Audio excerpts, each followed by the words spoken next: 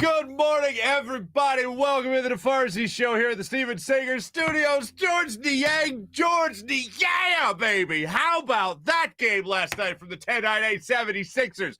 No Tobias Harris. No Joel Embiid in last night's ball game.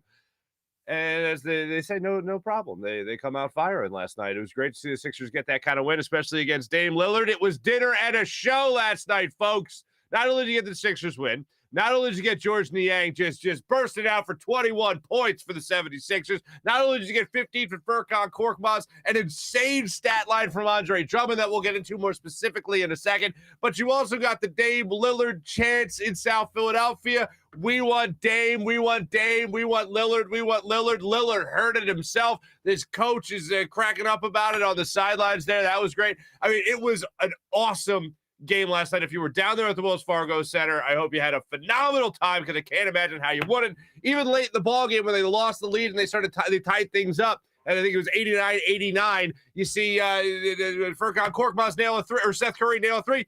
Bada boom, bada bang. You're back in the lead for good for the rest of the game. Great win from the Sixers last night, as you'll hear from Doc Rivers. Complete team win. And George Niang, let me tell you something about this guy. Big fan of him. Personality, hitting threes, bringing the ball up, hitting jump shots, crashing the lane, hitting free throws. Big fan of that guy all of a sudden. And one thing that Doc Rivers got into in the game last night afterwards was that because he didn't say because of all the chatter about Ben Simmons in the offseason, people completely ignored the fact that they got George Niang and they got Andre Drummond.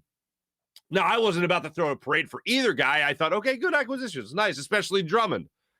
Because I think Drummond's a guy that's starting on a lot of teams throughout the NBA as a center, and he came here to back up Joel Embiid, which I thought was great. And last night he played like a starting center should play, played a great game all around, very versatile. Well, like I said, we'll rattle off the stat sheet for you in a second, but he was just great last night. But he said nobody talked about these two guys. Throughout the summer, nobody talked about these two acquisitions. It was like they got them very quietly. And here they are being able to showcase their talents in a game where they don't have Tobias Harris because now he's in COVID protocol. So now they have to wait. You didn't even know 40 minutes before the game, Doc Rivers said afterwards, that he didn't even know 40 minutes before the game he was not going to have Tobias Harris. So I was like, all right, scramble, Furky, get in there, I guess. And he knew that he wasn't going to have Joel Embiid for a night of rest for Joel Embiid, which I'm fine with. And this is the way the game's played nowadays. I don't like it. This is the way his game's played. I'm not going to bang my head against the wall about it. But hey, let's face it, he has not looked 100%. He has looked 100% in spurts, but not 100% from start to finish of him being in a game. So a little break in the early goings, thanks to him stepping on somebody's foot, Valanciunas' foot early in the season, first game of the year. You take your time there, Joe. There's a long season ahead, and we still don't know what the outcome is going to be. Plus, you have a better backup center than he did last year in Andre Drummond. So by all means, you take a day off. That's fine. I would prefer it not be at home when fans are trying to watch you. You got a long road trip. Maybe take a little break then, but whatever. So yeah, I guess it did rub me a little bit more the wrong way than I'm willing. I'm admitting it now anyway. So there you go. You got me. We got some Nick Sirianni. We got just one soundbite today from Nick Sirianni in his press conference yesterday. And he's talking about drops. He's talking about drops with Devontae Smith. And it's become an issue. And I know a lot of people, they want to coddle a rookie. And I know a lot of people, those aren't on him. Those are on Jalen Hurts. And you're right. A lot of times they are on Jalen Hurts. You can't throw behind the receiver. Oh, but he got a hand on it. He got two hands on it. It should be a catch. I never necessarily agreed with that in all. I don't make the blanket statement. Oh, you got two hands on it. You should catch it. So if I just barely get my fingertips on it, I don't want to say me because obviously you don't want me out there making plays. But if he barely gets his fingertips on it, oh, he got two hands. Should have caught it. Yeah, okay. How about the quarterback just makes a layup throw? Like a slant route to Devontae Smith should be a layup throw for Jalen Hurts. Hasn't always been the case. Now, aside from that, when you just talk about throws, like, for instance, the one that Jalen Hurts did put on the money to Devontae Smith on the first throw of the game, if I'm not mistaken, the shotgun formation, when it put Jalen Hurts in his own end zone against the Lions. He fired over the middle. Devontae Smith dropped it. You can't do that. You can't do that. You got to catch that football. And it's become too much of a recurring issue. And I have said, I am looking forward to seeing Devontae Smith grow as a professional wide receiver. That means to say, playing with men.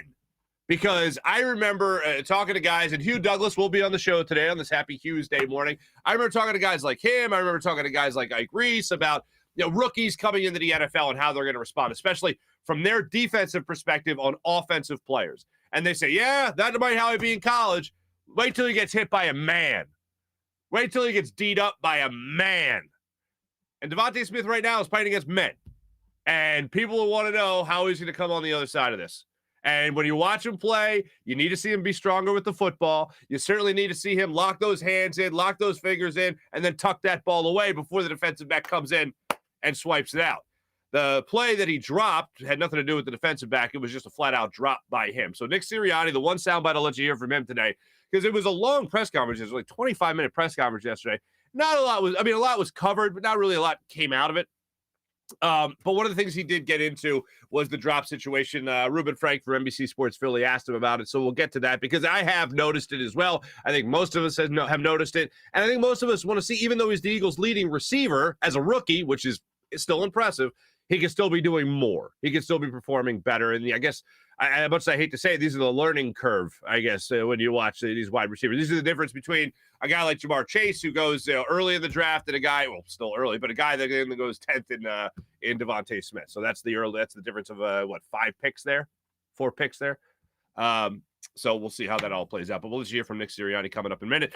Flyers are back on the ice tonight. Nice to see that. 7 o'clock puck drop South Philadelphia with the Coyotes, who have yet to win a game so far this season. So we'll see how the Flyers battle them. Hopefully the offense keeps on. Hopefully the offense bounces back from a bad performance over the weekend. So we'll get a little bit into the Flyers conversation as well.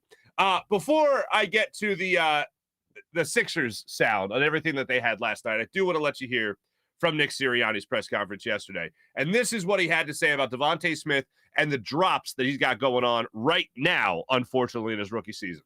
My big thing with drops is I played wide receiver, and so when you have a couple drops and a couple games back to back, my experience with wide receiver and my experience as a wide receiver individually is that you don't want to go there. You want to fix the issues that happen. You want to fix the technique that happened with it. Like with both cases in Devontae, they both were kind of, I don't know if you can see me, they both kind of hit him right there, right? And so, you want to get those reps, but you don't want to make a big deal about it because that is something, a receiver dropping a ball, like I want Devontae to catch the ball really bad on 1st and 10 on the first play of the game, right?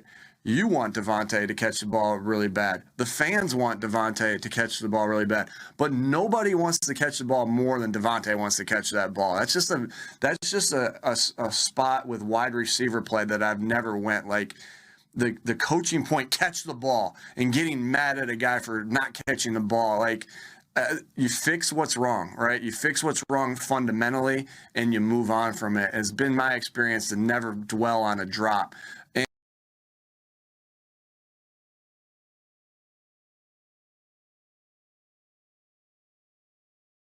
It sounds like the coaching is very passive, aggressive. Not even passive aggressive, just passive.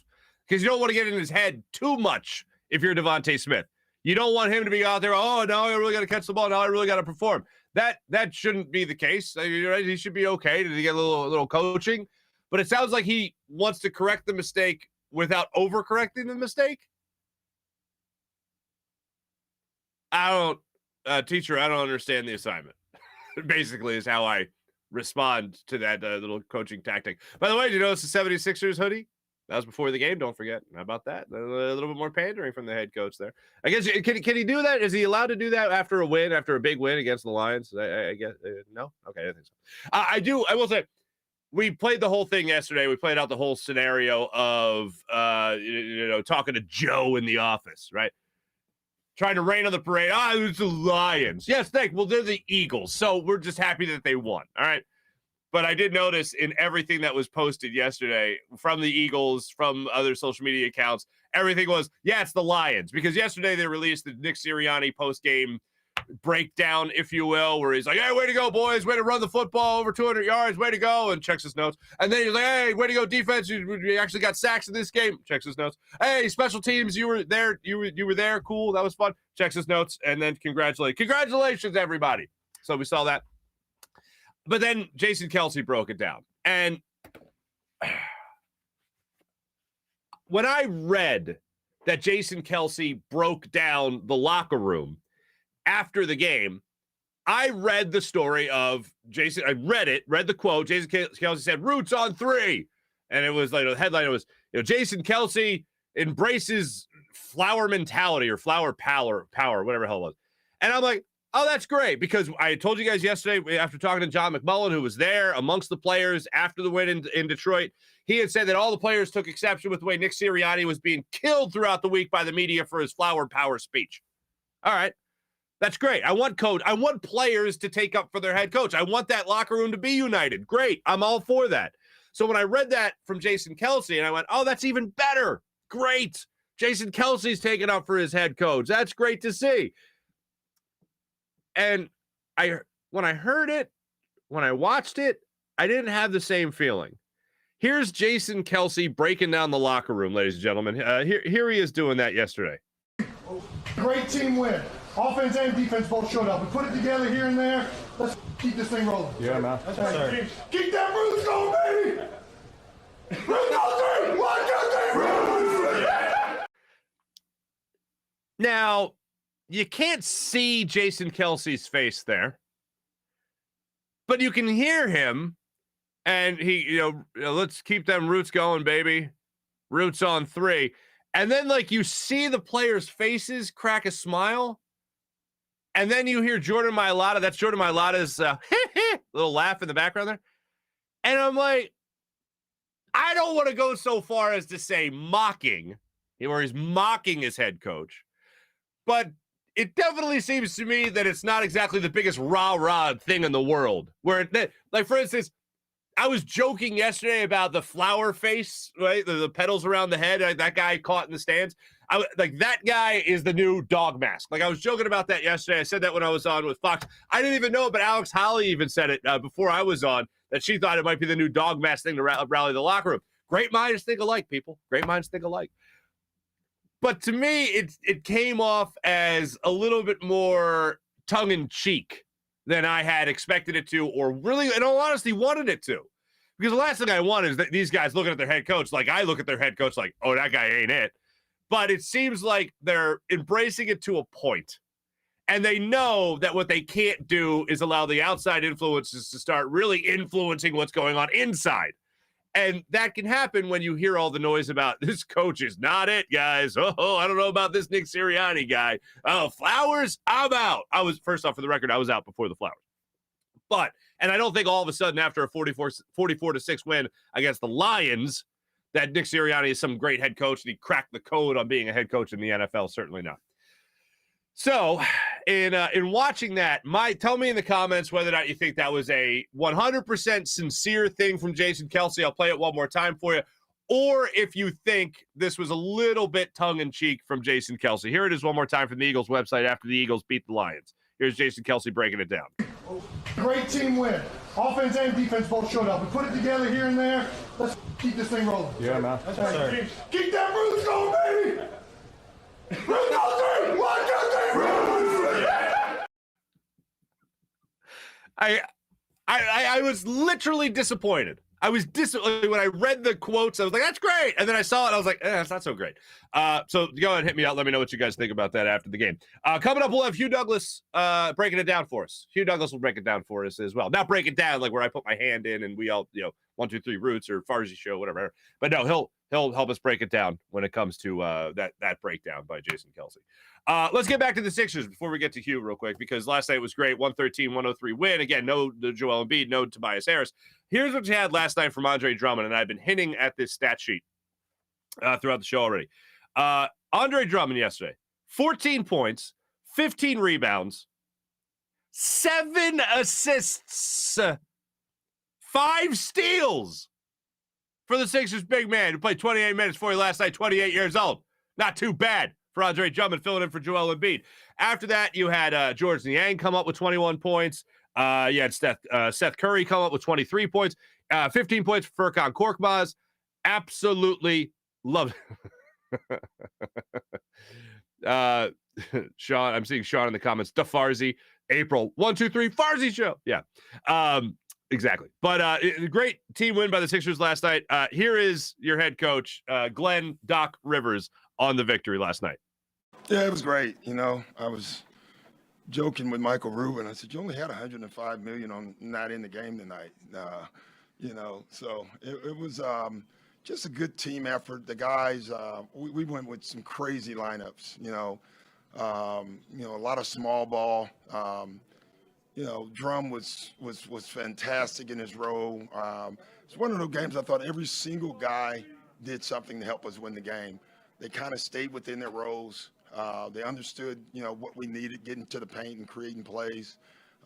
Portland is a much improved defensive team. They're up, they're hedging, they're physical, they show, and it challenges you to move the ball, and I thought we did that tonight. An all-around team win. Credit to the coach. And how about that? Telling the Sixers minority owner Michael Rubin, he only had 105, not on the court tonight. So how about that? When it comes to everything else with the Sixers in last night's game, one of the things I was just blown away by. Well, George Niang got the opportunity to really show what he could do on the court, which was great. Andre Drummond too. That's all great. I still loved Tyrese Maxey. The stat sheet didn't really show it, as they say, but Maxey, I think, it finished with 10 points last night. Couple of assists, nothing too crazy. But last night you're watching him play and just explosive off the dribble. And there were so many opportunities where it wasn't just him bringing up the ball and then crashing into the lane or anything like that and cutting to the lane. It was a lot of opportunities where he would get the ball for dribble high handoff and crash the lane that way and go in for a layup, either with his offhand or his right hand, whatever it might have been. He was playing explosive basketball last night. And I loved seeing that from Tyrese Maxey because that's exactly what I expect of him every single night. And I just thought in this game in particular, for whatever reason, he had a lot more opportunities to be able to slash in, get a layup, go to the foul line. I think he was 2 for 3 last night from the foul line and knock some shots down for himself. So he was creating on his own. He was running off of screens well. I thought everything that he did last night was pretty great. He had the N1 down low where he was driving the lane again, had that crazy play with Dame Lillard fouling him, and he put it in for the three-point play. So that was all in all just a great scene last night from Tyrese Maxey. But again, the stat sheet didn't really show it. The guy that stole the show in the stat sheet was Andre Drummond. But watching that game last night, great to see all that stuff from Furkan. Korkmaz had a big three in the game, couple of big threes in the game, finishing with 15 points. Niang really stepped up. Curry really stepped up. Really, the whole team stepped up. And you also hear Doc Rivers after the game talking about how everybody contributed to this win. Great to see, especially when you know you don't have two of your stars with you. Even you're already down Ben Simmons. And by the way, just to put a bow on that for a second, I do think Ben Simmons plays again for the Sixers. And I know we most recently talked about this Friday when we had Mike Sealski on the show. And he says he doesn't play. He's going to get traded. I don't think he can get traded without playing at least a little bit more for the Sixers. And I'll give you my final theory on that before the Sixers go into this road trip. I'll give that theory to you coming up in a minute. We'll get to that after we talk to Hugh. But I have a little theory on when we're going to see Ben Simmons play for the 76ers. So we'll get to that coming up in just a second. But one of the great things of last night, as I said earlier, it was a dinner and a show type of scenario with the Sixers. Because Dame Lillard goes to the foul line early in this game in the third quarter. Score was 9-8, I believe. Dame Lillard goes to the line, and the 76ers fans start having their fun last night. Here is Dame Lillard at the line with the Sixers crowd getting into it.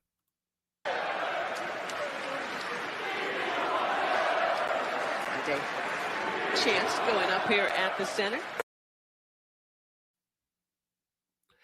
Love it. Love to see it. Love to hear it. You can't get called for tampering if you're a fan. Here it is again.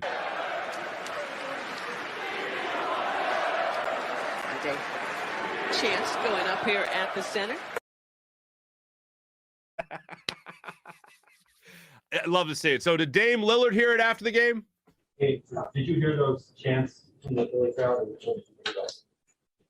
I heard it. I mean, city of brotherly love. You show the brothers some love. You know what I mean? It is. They show us some love. Show them all the love in the world. Show them all the love in the world. What are you going to say? Oh, no, I didn't hear it. Yeah, sure you didn't hear it. You see Chauncey Billups sitting on the sideline cracking up because he's hearing it too. You love to hear it. You love to see it. And then a guy that also stole the show last night, George Niang, as I mentioned a bunch of times already. So the crowd played a huge factor, not just for Dame Lillard, but also for egging on George Niang, who was getting MVP chants last night for the Wells Fargo Center faithful. The fans are one of the best stories in sports throughout all of sports. Philadelphia fans. I mean, people always know they can needle us with Santa Claus stuff, whatever. But when they embrace a guy like this for playing as well as he was, George Niang got asked about the MVP chants after the game, and I loved his response. Listen to this. George, have you ever gotten MVP chance in a game like that? Yeah, that was Joel told me to never let that happen again. So, no, I mean, the fans here have been great and have welcomed me with open arms, so I'm super thankful. I mean, who can't picture Joel Embiid going up to him and be like, don't let it happen again? So that's what I assumed happened on the sidelines. Like I said, Flyers back in action tonight as well. They take on the Coyotes, so we'll see what happens with that game. Talk about that a little bit more. Hugh Lamont Douglas III is coming up in just a minute to break it down for us. For all things World Series, Game 6 of the World Series tonight, 8:09 start time. Max Fried on the mound tonight against Luis Garcia. Pots and pans. Atlanta had a chance to finish it off in Atlanta. Wasn't the case. Now they're in Houston for Game 6. How about former Phillies farmhand Travis d'Arnaud? Sorry. I think when he got traded, was he the Roy Halladay trade? Pretty sure it was the Roy Halladay trade. When he got traded, I remember everyone was like Darnaud. And then he ended up going to the Mets. Where he played like 8 years, but he's having himself a World Series. He's hitting like 350 in the World Series right now with 2 home runs. And so there you go. Another 2 hits in the game they lost in Game 5. So Game 6 tonight, Braves could win it all. Houston could force it Game 7. See what happens. So Hugh will break that down for us as well, that Atlanta sports radio host that he is at 92.9 The Game. But right now, let me tell you about my good friend Steven Singer of Steven Singer Jewelers. Ladies and gentlemen, for all your big jewelry purchases, do what I do. Trust Steven Singer Jewelers. Here's what he does. He provides the perfect price every single time. Because you know what? About 40 years ago, when the man got into the business, he decided he wasn't just going into the diamond business, the jewelry business. He was going into the love business. So he wants to show everybody the love. And you know what? People are running out of stuff already. Getting ready for the holidays. They don't have enough inventory. Steven, fully stocked. Made sure he loaded up before the holiday season. So now's a great time to get in on all that Steven Singer has to offer right now at Steven Singer Jewelers. And IHateStevenSinger.com. Holiday's just around the corner, and he's got everything you need. Also, everything at the perfect price at Steven Singer Jewelers. So go to the other corner of 8th and Walnut. Go to IHateStevenSinger.com to make sure you get treated like family. You get treated by a real jewelry expert like royalty. As you go into Steven Singer Jewelers, and every single day you get the perfect price. Anita Diamond Studs standing by at the ready for you at Steven Singer Jewelers. So do what I do. Trust Steven Singer Jewelers, the other corner of 8th and Walnut, right in Philadelphia. And make sure you get treated just like everybody gets treated, like family, like a king, like a queen at Steven Singer Jewelers. IHateStevenSinger.com. Every day, the perfect price. Every day at Steven Singer Jewelers. Without further ado, on this happy Hughes Day morning, let's talk to our good friend all the way down there in Atlanta, Hugh Lamont Douglas III on the Rothman Orthopaedics guest line.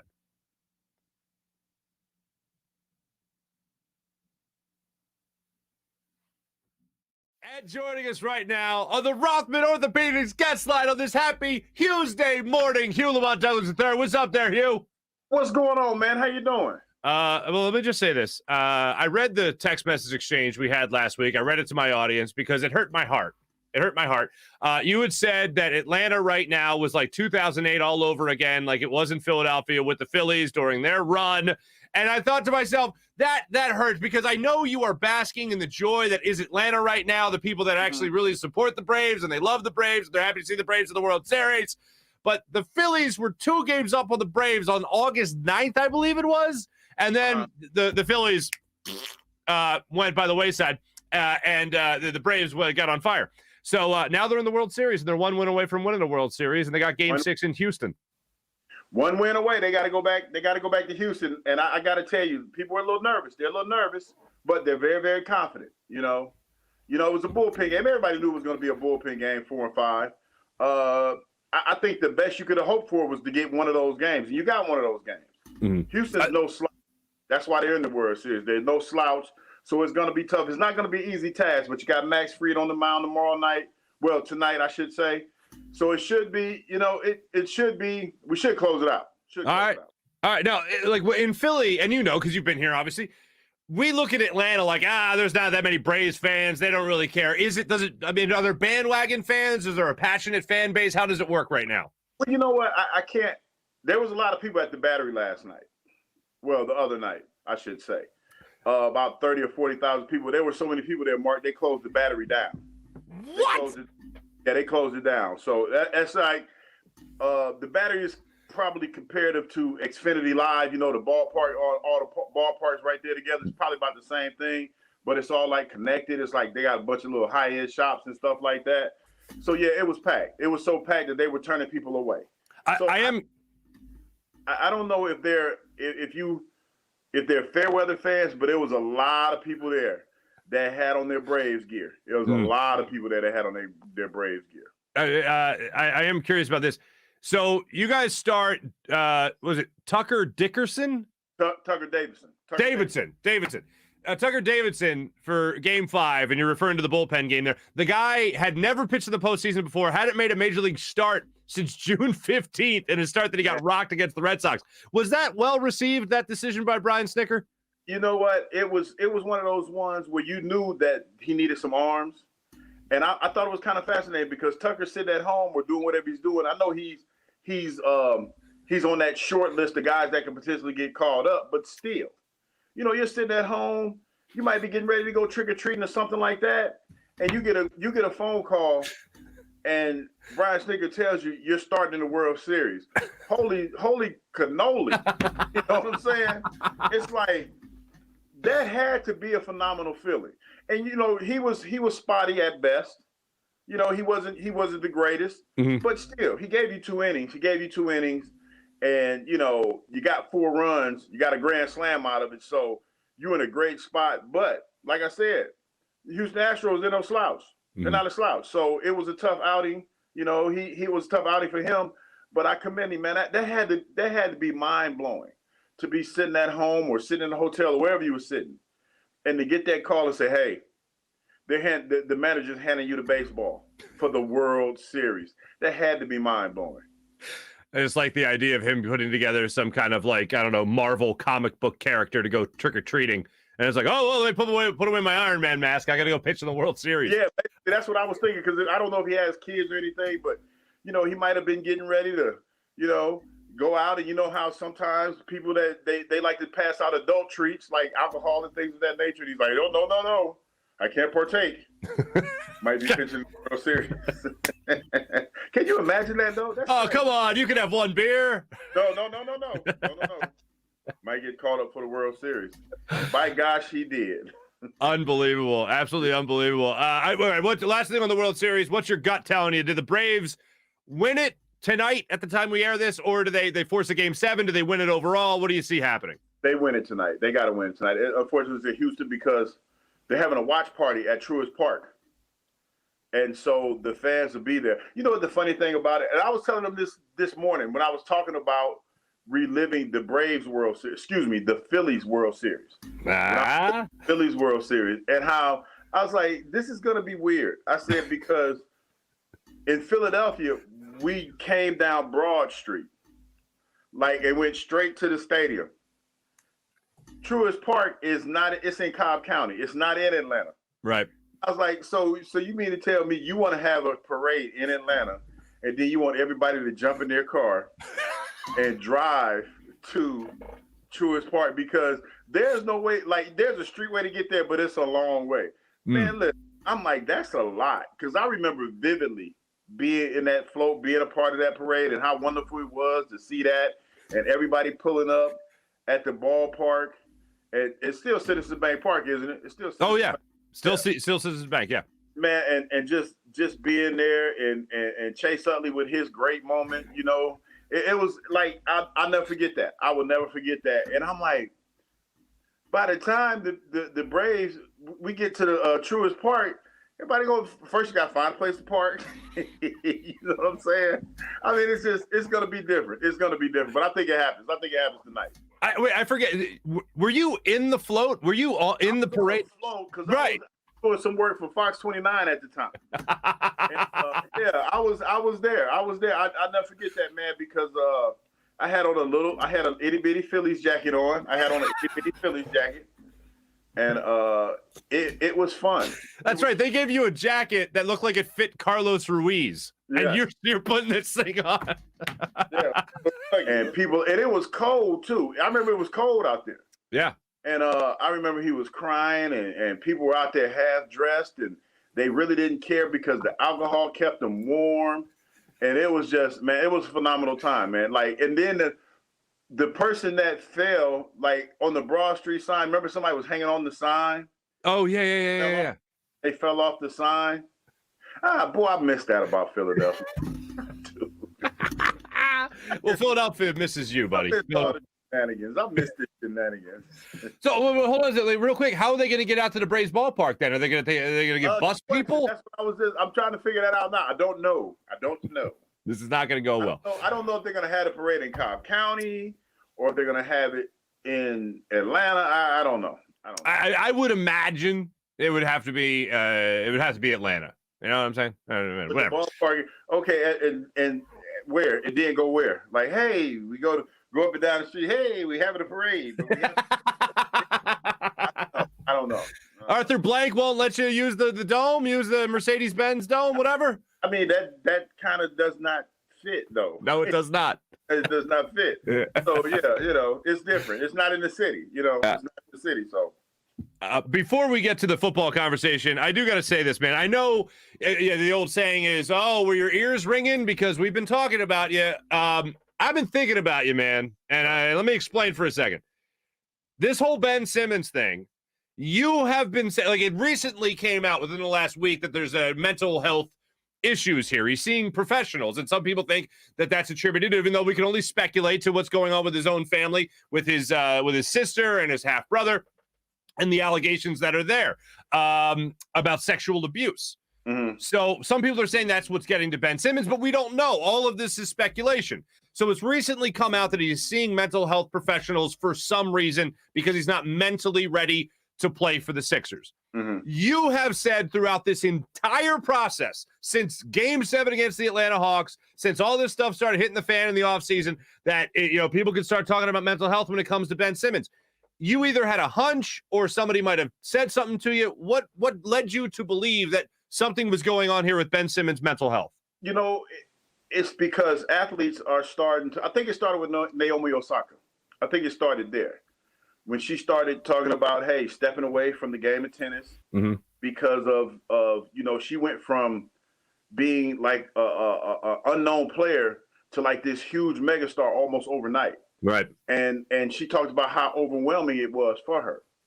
And, a lot of people came out and were like, oh, you need to suck it up. You're making millions of dollars. Da, da, da. Listen, I'm here to tell you, man, money does not solve all your problems. It creates more problems, as a matter of fact. It really does. And some people, they're not equipped to handle that. In those days of telling athletes to suck it up and, be a man and all that, no, that's not flying anymore. That is not what people are trying to do because it's overwhelming. You talk about the suicide rate and things of that nature. It's overwhelming for a lot of guys. I think Lane Johnson came out last week and was talking about his dealings and how he was feeling. Man, listen, it's a different age, and athletes are. I think they're much smarter than they were when I played because they're like, no, I'm not.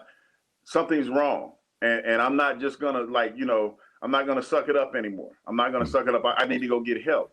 And I commend them for that, man, because that's a tough spot to be in a position where you're vulnerable for the masses to criticize you, point fingers and talk about you behind your back because it's unfortunate. We're dealing with something like that down here in Atlanta with Calvin Ridley. And I was surprised how many people came out and just questioned whether or not he's really mentally ill or whatever the situation is, because I don't know. But he said he needed to step away from the game.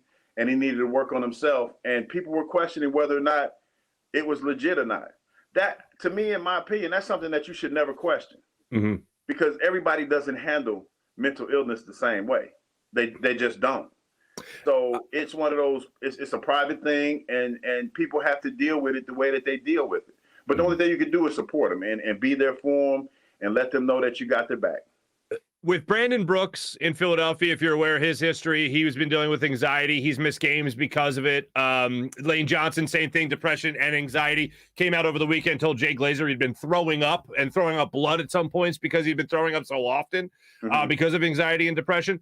I'll say this. A lot of those guys came out right away, and they either said personal problems or directly what the issue was, which was anxiety or depression. I think for me and a lot of people in Philadelphia, we got questions. We're not necessarily saying, oh, Ben Simmons is a liar by any means, but we have questions. And one of the questions I think is pretty legitimate. If Ben Simmons in the offseason would have said, I got personal things going on, or even if it was leaked out, I have personal things going on, personal issues, I wash my hands. Hey, man, you do you take care of your house. But what was coming out was, he doesn't want to play with Joel Embiid. He doesn't want to play in front of Philadelphia. Doesn't want to play for the Sixers. He's done in Philadelphia. He wants to be traded. So then, if he would have been traded, would there ever have been personal issues? So I think we're all waiting to hear from Ben. So the question I want to ask you, as someone in the public light, someone in the public eye, someone who obviously was a professional athlete, when things leak out, do you ever tell your camp, like, hey, look, this is off limits. Don't tell people I have personal problems or a personal issue, but just highlight these other things? Like, how does that work? Like, would you want your camp to not necessarily get into specifics about what's going on, but just say personal reasons? I got personal things going on. You know, the unfortunate thing about dealing with all of this is this. No matter what you say, I can sit here and say, hey, XYZ is going on with me and I'm dealing with blah, blah, blah, blah. No matter what I say, people are going to formulate their own opinions, and they're going to say what they're going to say. So you can't fight that battle. If that came out and Ben Simmons didn't have anything to say about or do about with that, I don't think it really matters, Mark, to be honest, because nobody at that point, it's the truth. Perfect example. How many times have I told you the story of me and Terrell Owens in the locker room? How many times have I told you that it didn't happen the way that it was reported? But you guys didn't snap each other with towels for like 20 minutes and then it got too serious? That's exactly my point. No matter how many times I sit here and I try to tell you that it didn't happen like that, people still go with the story that they want to go with. So it's kind of the same thing with Ben Simmons. No matter what he says, people have already developed in their mind that that's what he said, or that's what he doesn't want to do this, or he doesn't want to do that. And I'll say this, Mark, maybe with him dealing with this issue that he's dealing with, he would rather go that route and let that be out there as opposed to being vulnerable in the media and talking about his feelings and being exposed. Because that's what you're talking about. You're talking about when people think of world-class athletes, they automatically assume nothing phases them. Like family issues, wife situations, stuff like that. None of that exists for the average person when it comes to a professional athlete. They don't see them as being a human. They see them as superhuman. So there's that. So when you sit up there and you talk like, hey, I can't sleep at night, I have anxiety, the first thing that people are saying it's because they don't know. Well, why are you having problems at night? You're rich. That's the first thing that comes up. Yeah, right. You're rich. Why are you having problems? You're rich. They ain't got nothing to do with nothing. I mean, you can still have mental issues or anxiety or whatever and still be rich. And bills can be paid all day because, most people think they equate having issues or being sick. Oh, I got to pay this car note. No, it's more to life than just that. It's more to it. And sometimes people are dealing with a lot more than we could ever imagine. Yeah. I don't know how much money it would be, but I can't imagine an amount of money that would make me stop being a human being. And that's what I try to keep in mind with everybody who's rich, athletes, businessmen, whatever, YouTubers. You'll be surprised that a lot of people that I even when Calvin Ridley said what he said yesterday, I had people slide into my DM and make comments about it, and I did not respond because I didn't. I'm not mad at them or anything like that. I'm not mad at the person. It's just it's one of those things. If you don't get it, there's no need for me to try to explain it. It's just one of those things. You can't explain it. To talk to you about football real quick. Hey, remember football? Yeah. Eagles get a huge win, beat the Lions. They beat the Lions better than anybody has beat the Lions this year, and everyone's beat the Lions. What do you take away from a win like that against a far inferior opponent, not just to you, but to the rest of the NFL? As an athlete, how do you walk away from that win? A win, hey, you'll take it, and you get another week. It's like a stare execution. You get another week of people somewhat like you in Philadelphia. I went to that my first year in Philadelphia. We were losing a lot, man, and it's tough. It's tough. You don't want to be out when you're losing like that. You don't. So you went out there. You took care of the team you're supposed to take care of. You beat the brakes off of them, and last week's press conference and all the stuff that you said last week is a distant memory.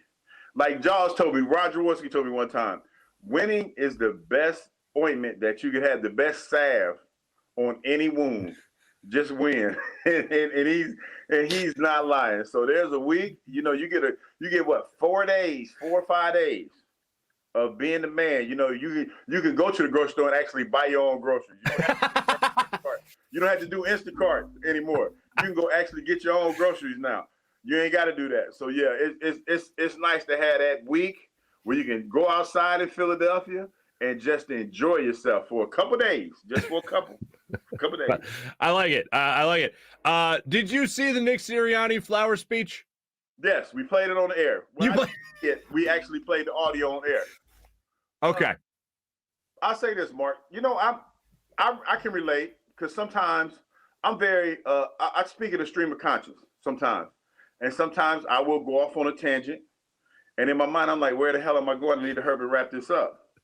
Because this is not making any sense. And I have to get up out of this before anybody realizes that I'm not making any sense. Not saying that Coach Sirianni did that, but I can relate. I can definitely relate. And I know that people in that press conference looking at it like, what the hell is he talking about? Yeah, a little bit of that. But yeah, I can definitely relate. It's the old Michael Scott from The Office. It's sometimes I start a sentence and have no idea where it's going to end up. Like that's basically. I mean, I live that way every day, so I can definitely relate. What's the weirdest locker room speech you ever heard to try to get you riled up? I've given a couple weird ones. You've given a couple weird ones. Did you have the thought like I better wrap this up? Well, it's just talking about like especially on Monday Night Football. And I used to say something to the effect that everybody's watching.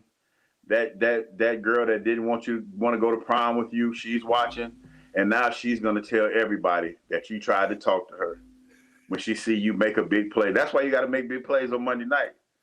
Because little Susie Q that didn't want to holler at you, you be like, look at me now, Susie. I'm the man. I'm the man, Susie. You see me. You should have dated me when you had the chance. But she didn't, so oh well. Tough break for that, broad. Let me tell you. Yeah. Stop on all of this. You got it. Can't wait. All right, I loved it. All right, anyway.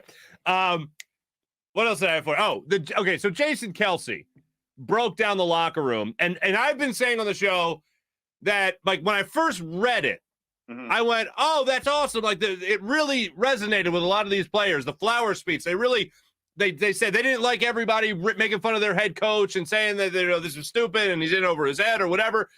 And they really took umbrage with it. They really took up a cause to defend their head coach. And when I read this about Jason Kelce saying that roots on 3 in the locker room to break it down after the Lions win, I was like, that's awesome. I can't wait to watch it. And then I watched it.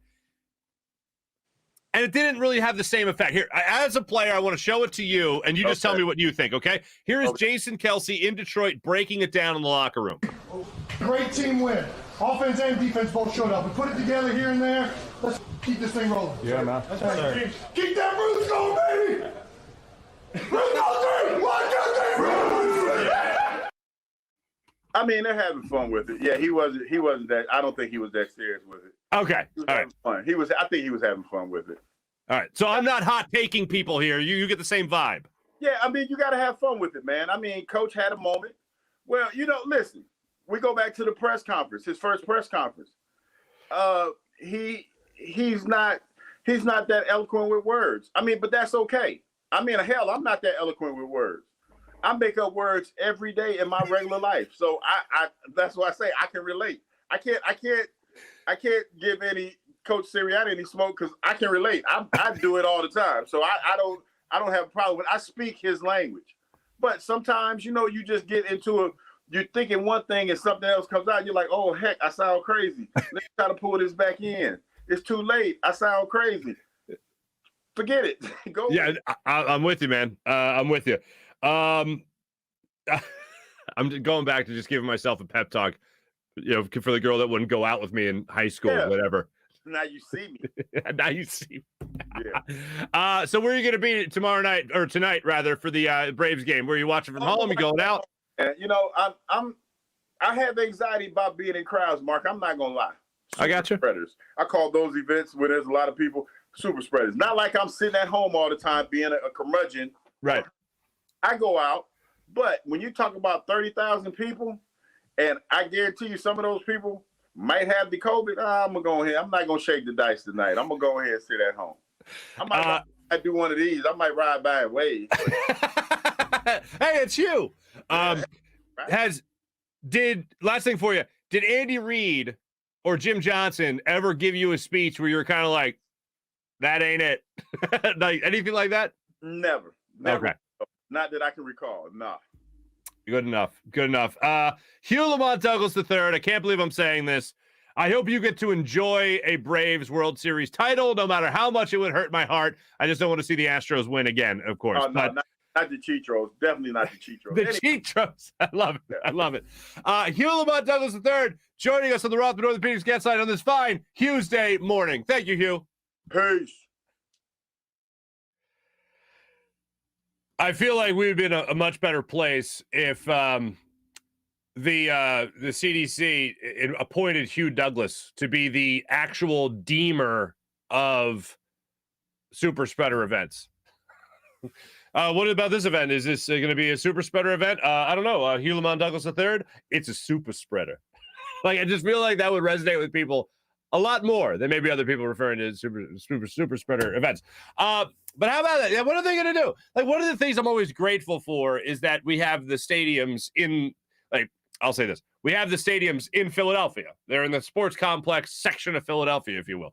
And I love the idea that we don't have to cross the river to go to Jersey. I love the fact that they're not actually, like, the stadiums aren't in Doylestown or something like that. Like, I'm very happy that the Philadelphia Eagles and Sixers, Flyers, Phillies, they all play in Philadelphia. I know people hate me for this, I still would love a downtown stadium. I just love that idea. I know I always get crucified whenever I bring that up, but I just would love that idea. But I love that, like, for instance, the Braves now play like 40 minutes outside of Atlanta, if not more. So now if you have the championship parade, you mosey around the downtown and then, all right, everybody, meet us in an hour and a half at the stadium. Like, what do you do with that? Idiot Braves in the World Series. God, I hate them. I see some of your comments. Just don't root for anybody. That's a good way to put that. That's a good way to look at it. Also, I wasn't going to jump back into it with Hugh about the little locker room kerfluffle, if you will. The what do you call it? It wasn't even the locker room technically. It was like the training room. It was in the sauna room. Whatever. I'm trying to avoid saying it was in the bathroom. But anyway, the little kerfluffle between Hugh Douglas and Terrell Owens. And yes, he has told me the story many times. I've heard him tell the story many times. He basically just tried to call T.O. out for, trying to, hey, be a better teammate, basically. And, whatever. He's told me the story. So what he never told me was something that Trey Thomas told me later on, which was Trey was still playing for the Eagles at the time, and Hugh was the team ambassador, or badassador, as he's become known. And Trey was walking down the hallway, and Hugh comes out of the bathroom, essentially, and he's winded. And he's coming out of like the training room, the sauna room, whatever, and he's winded. And Trey and Hugh are obviously great friends. And Trey goes, hey, what's wrong with you, man? And Hugh's just like, And he's like, what's wrong with you? What are you doing? What happened? And he's just like, I just got into it a little bit with T.O., man. And Trey looks at him like, oh, you tried to reach back in the playing days machine already. And yeah, man. And just imagine walking down the I'm winded from doing an impression of Hugh being winded. And it's just like, just imagine walking down the hallway at work and seeing your buddy. The way Trey tells it, I'm sorry, I can't do it justice. But you get the idea. Anyway, thanks to Hugh jumping on the Rothman Orthopaedics guest line. What happened with Todd Harriman's? That story's been told. Take this with you, old man. Boom. And Hugh did say that Todd did exactly what he was supposed to do in that situation. Todd was a little embarrassed that story got told on the show because he didn't want to make it seem like he was hitting a guy with his back turned. But Hugh said, no, Todd handled it properly. Did exactly what he was supposed to do, regardless. So thanks to my man, Hugh Lamont Douglas III, for jumping on the Rothman Orthopaedics guest line. And speaking of the great people at Rothman Orthopaedics, when you have orthopedic issues, you need a physician who eats, sleeps, and breathes orthopedics. You need an exceptionally specialized Rothman Orthopaedics physician. They not only specialize in orthopedics, but each of their physicians only focuses in on one area of the body, which means you can have the confidence to get past the pain and be what you were. Learn more at RothmanOrtho.com. That's RothmanOrtho.com, the official orthopedic partner of your Phillies, Eagles, and Sixers. How about BetQL? Should have used BetQL last night. I didn't. And that's why I'm a big fat idiot, because I didn't use BetQL. But you should use BetQL and not be a big idiot like I am. The only app you'll need to make smart bets. I did not make a smart bet last night, which is why I needed BetQL. I'll get to that in a second. Their best bets computer model scans over 350,000 unique bets per year to give you the best bet recommendation for every game across all major sports. And they give you the reasoning behind why you should place the bet. Their model covers everything from point spreads, over-unders, player props as well. If you don't want to use the model and prefer to do your own research, BetQL has all the necessary tools for your betting research needs. Everything from sharp data, line movement, team summaries, lineups, injuries, breaking news, and even a leaderboard to help you track your own success. Head to the App Store or Google Play Store right now to download the BetQL app. How about Steak and Maine? SteakandMaine.com. In the heart of Northeast Maryland. You're going to love this place. 2-pound tomahawk steak. Here's what I got going on. Making another trip down to Baltimore area. Going to be in Ellicott City over Thanksgiving. My brother-in-law's hosting Thanksgiving. We're looking forward to that. I don't got to do anything. I got to bring a can of corn. That's about it. So I'm looking forward to that. And, of course, probably on the way back. 2-pound tomahawk steak from Steak and Maine. Fine Pinot Noir from Cavada Cellars Wines. I'll probably sit in the bar. I'm a casual guy. You know what I'm saying? I don't need the upscale steakhouse. I'll probably sit in the nice casual bar, watch a game, right? And sit there with the little toots, the missus, who's feels very pregnant right now because she is. And I'll be enjoying myself eating that steak. Gonna have a good time. Number one place for steaks in America by the Travel Channel and the Cooking Channel, so you know the place is legit. It's the real deal. My man Tony Cavada hooking it up at Steak and Maine. Check out steakandmaine.com for more information. Also, want to tell you about our friends at PHL Sports Nation, Philadelphia Sports Nation, enhancing your Philadelphia sports fan experience across all blogs and social media as well. So follow all the great stories when it comes to everything with the great people of PHL Sports Nation. How about WinView, the only game where fans can take on other fans and end the debate once and for all? Who's the biggest sports fan? If you have those friends and family members who think they know everything about sports, play them in a WinView contest and see if they can walk the walk as well as they talk the talk. You want to break the monotony of family dinners and get-togethers? Play a quarter of Monday Night Football, Thursday Night Football, maybe a little bit of the World Series action tonight. Play a little bit of a WinView challenge and have yourself a good time. Win yourself some money. My whole fantasy team pooped the bed this week. There we go. I don't want to be too graphic, but they pooped the bed this week. So I challenged my buddy. I was just playing my cousin, not the freaky one, you sick bastards. I was playing my cousin in a little fantasy. He was kicking my butt. I said, let's do a little WinView. He said, I'm on it. So there you go. It's not a sports book. It's not daily fantasy. Right now, WinView is just a great app to have a lot of fun on. It's a social gaming app where you can win real money prizes with predictions and games you love. So make sure you take advantage of all that WinView has to offer. that's what I got for you as far as that goes. Let's jump into our social media check-in brought to you by Steak and Maine and steakandmaine.com. Let's see what the good people of Philadelphia are saying today and across the globe. Kevin's checking in. Mark, good morning, everybody. Good morning to you. Dan, good morning, all. Catch you guys tomorrow. I'm in hell with the job. I'll send pics on Twitter.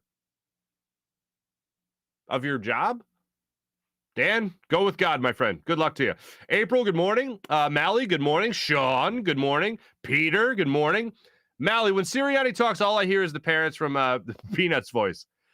So that's come across a lot where people are just wah, wah, wah, wah, wah. I'm sorry, hold on.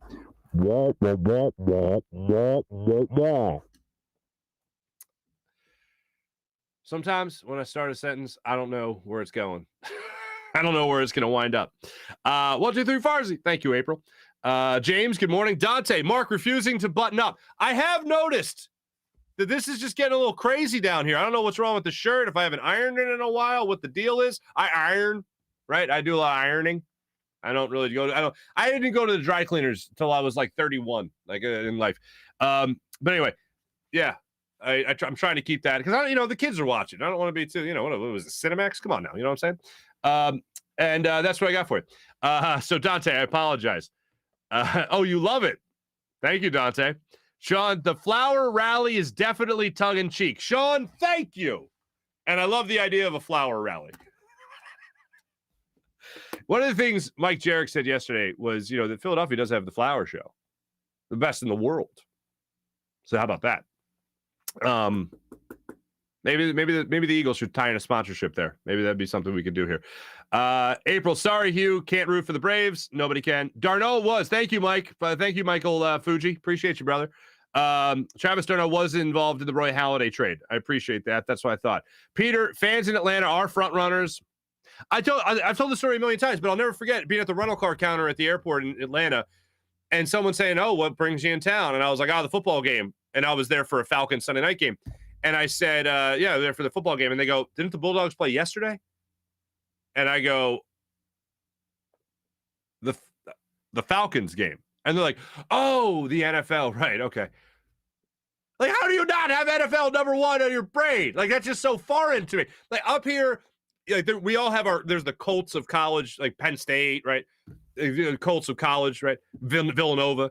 But they like, it's not as, like, it's nice to have here. It's not a necessity like it is down south. It's a necessity down south.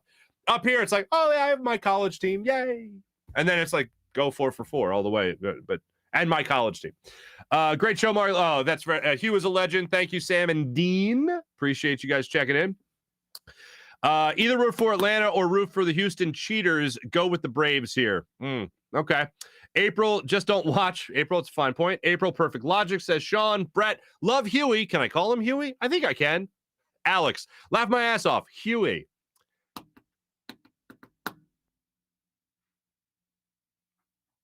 I don't think I've ever called him Huey. But he's cool.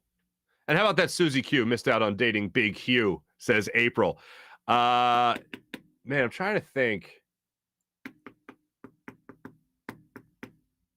Sheila, 8th grade. I had a huge crush on this girl, Sheila. No, wait, hold on. Hold the phone, folks. Our Lady of Mount Carmel. I was in 7th grade. She was in 8th grade. An older woman. Huge crush on her. And I remember one time she said yes to dancing with me at a school dance. And let me tell you, little Marc Farzetta, backwards Bulls starter cap.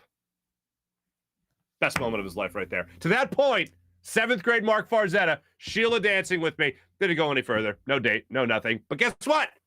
How do you like me now? Yeah, whatever. I'm over it.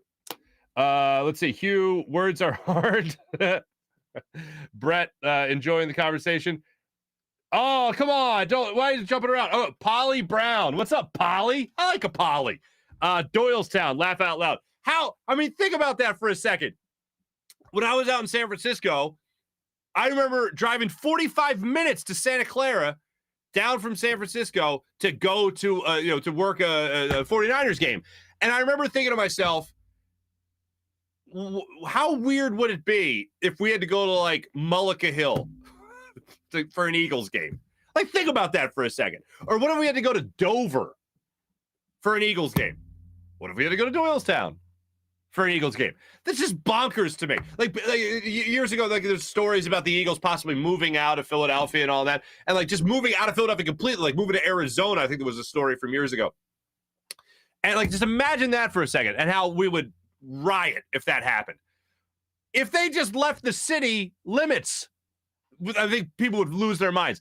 I would love to see the Sixers build a downtown facility somewhere in the city. I'd love to see that happen. It's probably the most likely of the four major teams because they eventually want to own their own building. And of course they do. Good for them. But even just across the bridge, across the river and going to Jersey, if they were to build a stadium over there, I don't know what it is. No offense to anybody in Jersey. You're all wonderful people. I just would like to make a left turn when I leave or go to a game. That's all I would like to say there. Jacob Creed's checking in saying, I did Windview. I thought I was going to win all 10 of my picks on the Michigan State game. You went that for 3 for 10. Oh, sorry, brother. Cody, that era was awesome. All-time characters, Trey, Hugh, Harriman's, Tank, T.O., Chad Lewis, Freddie Mitchell, John Running. Chad Lewis is probably the most gentle human being I have ever met. Are you thinking of Greg? You're not thinking of Greg Lewis, are you? No, you want to be thinking of Greg Lewis. Chad Lewis, because Greg was a very chill dude as well. But Chad Lewis was like the most gentle human you could ever come across that was a professional athlete. Kindest man you could ever meet. And one of the most amazing things, because if you remember, was it the game before the Super Bowl or the last game of the season? I can't remember what it was with Chad Lewis when he broke his foot. And the Eagles had to re-sign Mike Tomlinson, a tight end who I think was working construction. And next thing you know, he's playing in a Super Bowl. But anyway, Chad Lewis. Chad Lewis breaks his foot, and he was having this great season, about to go to the Super Bowl, and he breaks his foot. And instead of being sad and like feeling sorry for himself and like wallowing a little bit, he goes, I have a family who loves me, and I have a God who loves me, and I live a beautiful, wonderful life. What? Like, I'll never forget. Like, that's a life lesson right there. I mean, he's not getting the greatest thing ever, but he's still enjoying a lot of greatness. That's what resonated with me about Chad Lewis. Oh, and the fact that he was an awesome tight end, by the way. Brett's checking in. Chad Lewis, a personality. Okay, Brett, I think you and I are on the same line. Still love Chad Lewis. Ain't the question. Jacob, Windview, April, thanks for the clarification. That sentence was sounding very Southern at first about the cousin. Cody, I went 7 for 10, but hit a few of the multiplayers in one. Cody, there you go. A little Windview action there. Jacob, cleaning up. Oh, cleaning up.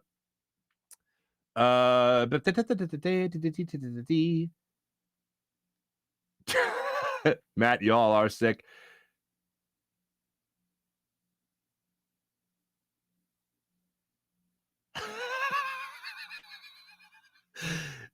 Jacob, this sounds talking about me and my dance.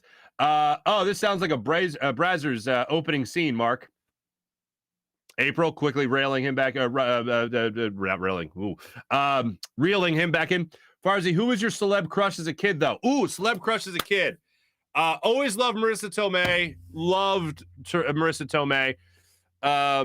Kathy Ireland. Pots and pans, Kathy Ireland. Love Kathy Ireland.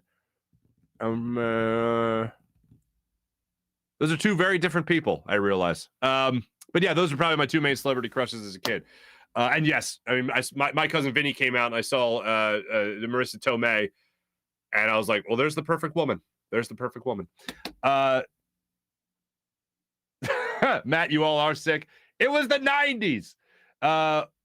Wake Up, watch Saved by the Bell. Kelly Kapowski, of course. Tiffany Thiessen, I believe. I think she dropped the amber now.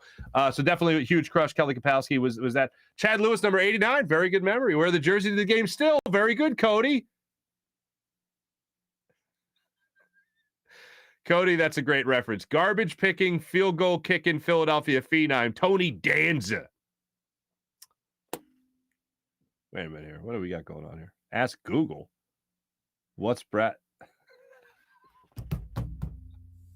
You guys are sick, but I love you all. Thanks everyone that checked in our social media check-in brought to you by StakeMain at StakeMain.com. Back page of the Daily News today, ladies and gentlemen. You can check this out for yourself. There you are. Run, they'll pass. Love the article. You got to check it out. Make sure you do. in daily news today. Your favorite person, Mike Sealski, breaks it down for you. A lot going on right there. A lot of interesting stuff, no doubt. Definitely check out the article because Nick Sirianni was asked about it in his press conference, and I can sum it up for you without giving you a 2-minute answer from him. Some of it is, we'll do whatever works for us in any particular game. We do want to take things that we use in this game and use it later, but we're probably not going to use the same schemes. Whatever, dude, run the football. Chargers, one of the worst teams in the NFL defending the run. Run the football! Ground and pound. Jonathan Gannon, be aggressive. Don't be afraid to actually make a big play instead of just waiting for the offense to make a mistake. Make sure the offense lives in fear of you. Maybe that'll work. Give that a shot. This was a Giants fan last night during the Giants, 17-14 final in Kansas City with the Giants losing to the Chiefs. The Chiefs did not cover because I'm a big idiot. 10.5-point favorites. They did not cover that because I believe it's all my fault because I didn't use our friends at BetQL. Idiot. So I actually bet the Chiefs to blow out the Giants. That didn't happen. That's a Giants fan reacting to his team sucking at football. So that's a shame. Joe Judge, my old summer league basketball teammate, took exception after the game to the headsets not working. Apparently, it's happened a lot in a lot of different stadiums to him this year, and he's like, whoever is in charge of this, they got to get it fixed because they needed to get it fixed as soon as possible. So apparently that's been a problem. They thought they had the game at least clinched when Patrick Mahomes threw a late interception, an offsides penalty on the Giants, ended up negating that that interception, and I think that was the drive that the Patrick Mahomes and the Chiefs ended up driving down the field for the game-winning field goal. But man, the Chiefs look terrible. And that's not breaking news anymore. They won the game. They barely squeaked out a win against the Giants at home. They look awful. They shot themselves in the foot. They had an interception on the first drive of the game when they were moving the football. Patrick Mahomes looks shell-shocked in the pocket where the only play he can make is trying to be some kind of like superhuman and the sidearm throw. It's like, dude, just complete a pass. That's all you gotta do. Just complete a pass. Doesn't have to be sidearm. Don't have to roll out of the pocket all the time. I will say his offensive line is breaking down. Trey Smith, the guy that owned Fletcher Cox in the Chiefs-Eagles game, Trey Smith did have one hell of a block last night, put a man on his ass, and they scored a touchdown on it. But yeah, the Giants took the loss last night, so that's good. Another loss to the NFC East with the Eagles winning a game, and we'll see how they do against the Chargers. Flyers drop the puck tonight, 7 o'clock. That'll be interesting to see. Trade deadline in the NFL for our Morning Rush segment brought to you by Sky Motorcars and SkyMotorcars.com. Trade deadline today, 4 p.m. Fletcher Cox gets traded. Andre Dillard gets traded. Those are the names that are out there a lot. I hope the Eagles are listening to them all. This is a transitional year. No, this is a rebuilding year. So go ahead. If you can get yourself some more picks, by all means, get yourself some more picks. And let's actually rebuild this thing properly instead of just sitting around. That's what I got for you, ladies and gentlemen. Thanks for watching. Thanks for listening. Always appreciate it. Be back with you guys tomorrow for some more Eagles conversation. Also, I didn't give you this. I wanted to give you this. I mentioned earlier, and I mentioned this, I think it was last week as well, but I want to finalize this theory. I think Ben Simmons' first game playing with the 76ers is 11 days from today. November 13th, the 76ers begin a 6-game road trip. If I'm the Sixers, I am not starting Ben Simmons' first game at home. That ain't happening. I'm starting him on the road. I am giving him those 6 games to basically get himself back into game shape, giving him those six games to give him 6 opportunities to prove himself once again, to get this team, to help this team get on a roll. If they're not on a roll already, they just beat the Blazers, which was nice. But basically, I think I'm going to work him in to get him used to the teammates again, get that chemistry back without having to worry about anybody in Philadelphia booing him, without having to worry about any fan reception. November 13th, Ben Simmons plays for the Sixers. That's my hunch. That's my gut feeling. And if I'm the Sixers and I'm thinking of, well, he's definitely going to play for me before I trade him, that's when I'm playing him. When he's not at home, he'll have 6 games, 6 opportunities to try to prove his worth again and actually show the Sixers. Now, here's the bottom line. That's not, no matter, he could score 100 points in each and every one of those games. He's still going to get booed when he comes back. He can shoot 100% from the free throw line and hit 3 threes in every game. and still come back 6 games later, and he'll initially get booed. That is going to happen. That's going to be unavoidable. But he is going to get booed. He'll also have an opportunity while he's on the 6-game road trip to have a press conference, to answer questions for the first time, not having all the reporters there for the media session. They'll do it then on the road. They'll have Zoom calls and press conferences where they'll be able to control it, and then they could roll him out to actually play at home after all that. He'll get booed initially, but if the team's playing well, it'll dissipate. It'll go away. Because I think most people realize the best case scenario for the Sixers going forward is Ben Simmons playing for them again at some point, and then trading him. And then everybody's happy. Because I believe a deal was cut where they said, yeah, you come back. We won't fine you. And yes, we'll adhere to your personal reasons, and that's fine. And you play when you're ready. And we think November 13th, you'll be ready. So there you go. He's already taking part in shoot around. He's talking to his teammates, talking to the coaches. They still don't know when he's going to be back. But if I'm the Sixers, that's what makes the most sense. You start him on the road. Well, some people look at it and go, oh, why? What the hell? I want my piece of Ben Simmons. Well, okay, fine. You're going to get it when he comes back into town. But if you're thinking of it from a Sixers perspective and you're asking me for a prediction, will he play for the Sixers again? He will play for the Sixers again. When will he play for the Sixers again? November 13th. Starting that 6-game road trip where he doesn't have to worry about anybody from Philadelphia reacting until he gets back. Also, it's a lot easier to control the media when they're not there in the same room with him. There will be traveling media there with him, but not nearly as much as would be with him in Camden, for instance, at the Sixers practice facility. Thanks for watching. Thanks for listening. Really appreciate it. My thanks to Hugh Lamont Douglas III for joining us on the Rothman Orthopaedics guest line. My thanks to Jim Hyden for producing the program. My thanks to Buzz Sports Entertainment. This is a Buzz Sports Entertainment production. My name is Marc Farzy. Have a great rest of your day, everybody. Talk to you guys tomorrow. See ya.